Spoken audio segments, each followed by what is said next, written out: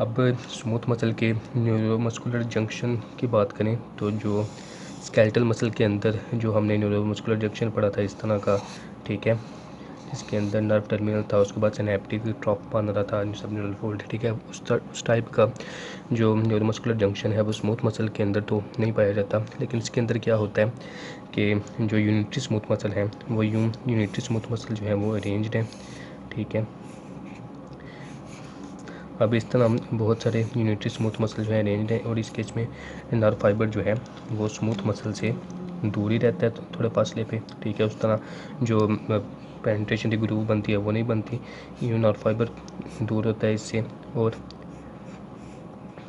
इसके अंदर जो एक्सॉन है इसके अंदर मल्टीपल स्वेलिंग्स बनी होती हैं, इन स्वेलिंग्स को हम नाम देते हैं वेरिकोस्टीज का, ठीक है, इनको वेरिकोस्टीज कहा जाता है। और इसके अंदर न्यूरोट्रांसमीटर जो है एसिटाइल कोलिन या नॉरएपिनेफ्रिन जो है पाया जाता है। अब स्केलेटल मसल के अंदर यहाँ पे ओनली जो नर्व फाइबर के न्यूरोट्रांसमीटर रिलीज होता है वो एसिटाइल कोलिन होता है, लेकिन यहाँ पे एसिटाइल कोलिन भी रिलीज होता है और नॉरएपिनेफ्रिन भी रिलीज होता है। और वैसे इन वेरिकोस्टीज की स्पेस पे शुमान सेल नहीं होते और यहाँ से जो है न्यूरोट्रांसमीटर रिलीज होता है और न्यूरोट्रांसमीटर जो है एक्सटर्नल लेयर को स्मूथ मसल्स की यूनिटरी स्मूथ मसल में एक्साइट करता है और यहाँ से गैप जंक्शन के ज़रिए जो नर्व इम्पल्स है और जो एक्साइटेशन है वो दूसरे सेल तक पहुंचती है, ठीक है। और ये जो यूनिटरी स्मूथ मसल के अंदर ये जो अरेंजमेंट है इसको डिफ्यूजन जंक्शन या डिफ्यूज जंक्शन कहा जाता है, ठीक है। अब बात कर लें मल्टी यूनिट स्मूथ मसल की, तो उसके अंदर सेल जो हैं वो इंडिविजुअल सेल्स होते हैं कुछ इस फॉर्म में, ठीक है, सेपरेट सेल्स होते हैं।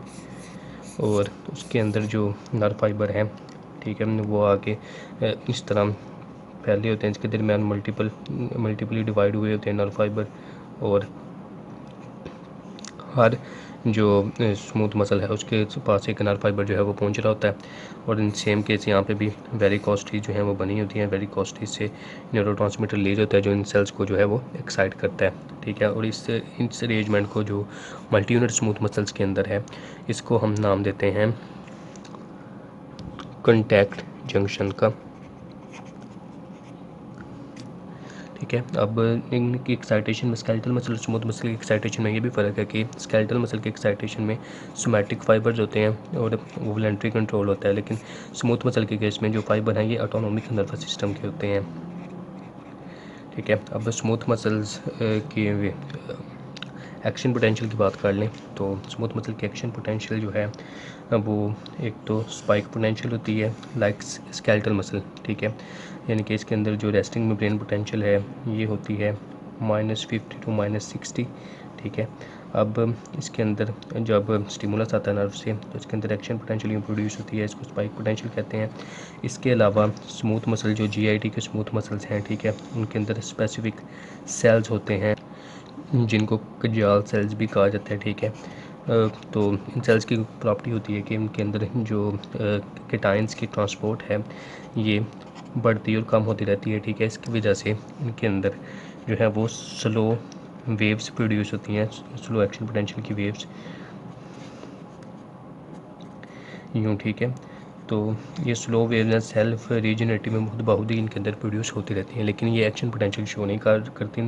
लेकिन अगर इनकी जो इनकी क्या है कि जो इनका मैग्नीट्यूड है अगर वो काफ़ी ज़्यादा बढ़ जाए, इंक्रीज़ हो जाए, ठीक है, यानी कि ये स्लो वेव से इनका मैग्नीट्यूड अगर इंक्रीज़ हो जाए तो ये यहाँ तक इंक्रीज़ हो जाए तो ये एक्शन पोटेंशियल जो है शो करती हैं। कौन सी एक्शन पोटेंशियल शो करती हैं? स्पाइक पोटेंशियल यूँ इस फॉर्म में ये शो करती हैं, यानी कि इनकी अगर मैग्नीट्यूड थ्रेशोल्ड होल्ड से बढ़ जाए तो ये यूँ स्पाइक पोटेंशियल जो है वो शो करती हैं।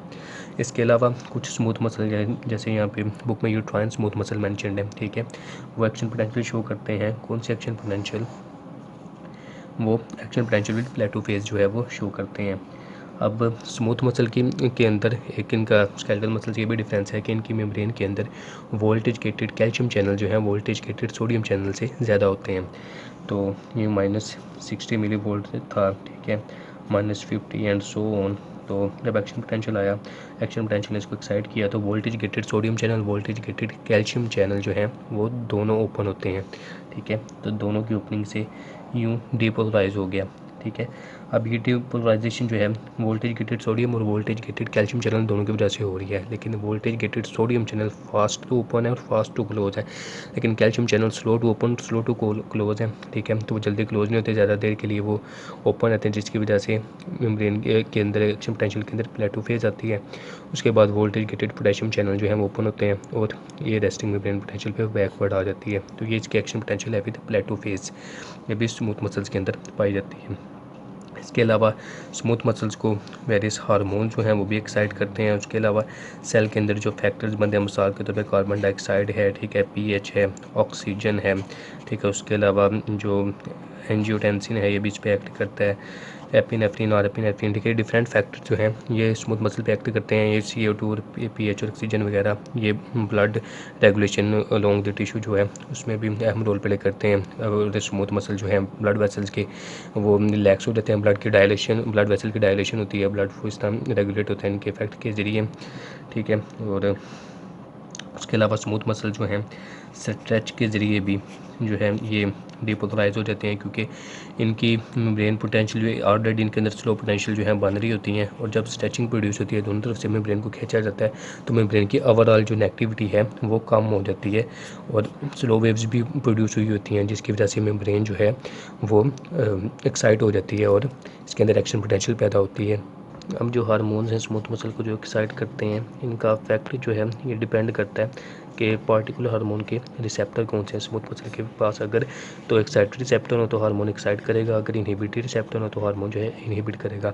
अब हार्मोन एक्साइट क्या करता है, एक्साइटेशन के लिए हार्मोन जो है सोडियम चैनल और कैल्शियम चैनल को ओपन कर सकता है और स्मूथ मसल को डिपोलराइज कर सकता है, ठीक है। इनहिबिशन करने के लिए इन चैनल को क्लोज करके पोटेशियम चैनल को ओपन कर देता है, इससे पोटेशियम आउटसाइड डिफ्यूज़ कर देता है और इस तरह ये स्मूथ मसल को इनहिबिट करता है। और बाज़ औक़ात ये होता है कि इन चैनल्स की मूवमेंट को अफेक्ट किए बगैर ही ये स्मूथ मसल को एक्साइट करता है। उस केस में क्या होता है, जो इनसाइड सार्कोप्लाज्मिक रेटिकुलम है उसके अंदर जो स्टोर्ड कंटेंट होता है कैल्शियम का, उसको एक्सेसिवली साइटोप्लाज्म के सार्कोप्लाज्म के अंदर रिलीज़ करवाता है, एक्सेसिवली रिलीज़ करवा देता है, जिससे स्मूथ मसल जो है वो कंट्रैक्ट करता है। और इनहिबिट करने के लिए ये एडिनाइल साइक्लेज और गुआनिलाइल साइक्लेज एंजाइम को जो है एक्टिवेट कर देता है, जो साइक्लिक AMP साइक्लिक GMP बनाते हैं, ठीक है, जो डिफरेंट प्रोटीन की फॉस्फोरिलेशन को इफेक्ट करते हैं और कैल्शियम पंप को एक्टिवेट करते हैं और वो सार्कोप्लाज्मिक रेटिकुलम और के अंदर पंप कर देता है गेन, और कुछ को बाहर पंप कर देता है, जिससे जो रेस्टिंग मेम्ब्रेन पोटेंशियल है वो गेन इस्टेब्लिश हो जाती है। तो इस तरह वेरियस हार्मोन जो हैं वो भी स्मूथ मसल की एक्साइटेशन कंट्रैक्शन को रेगुलेट करते हैं। तो स्मूथ मसल के अंदर इतना ही बस याद रखना है। Thank you.